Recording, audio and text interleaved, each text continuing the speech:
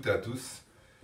Il y a quelque temps, j'avais déjà fait passer un message sur le sujet des opportunités, dans lequel j'expliquais que si la norme ISO 9001 associe les présentes comme un couple, il n'est pas très intéressant de les prendre en compte de la même manière.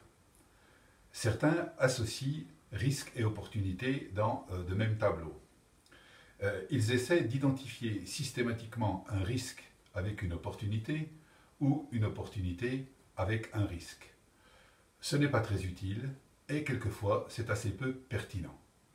En effet, quelle opportunité peut-on associer avec un risque de panne machine par exemple, et avec un risque de mauvais climat social ou un risque d'absentéisme, quelle opportunité peut-on lui opposer?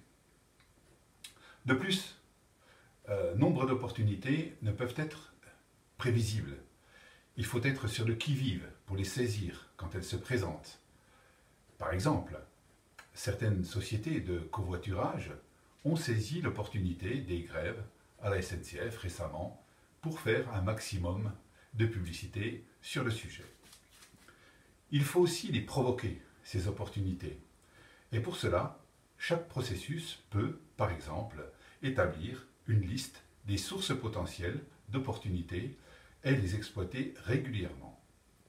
Par exemple, on peut citer la présence à un séminaire, la fréquentation des salons, la lecture de livres ou d'ouvrages techniques, la mise en place de veille technologique ou de veille concurrentielle, la visite de clients ou la visite chez un fournisseur.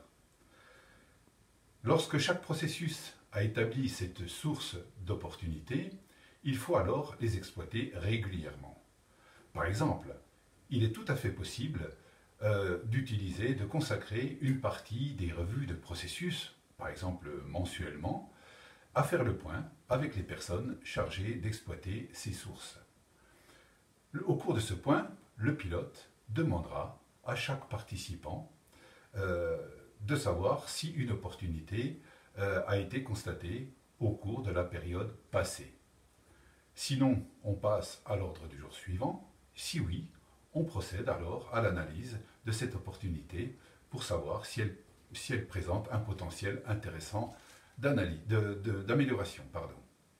Dans tous les cas, on enregistrera ce constat dans le compte-rendu d'une revue de processus.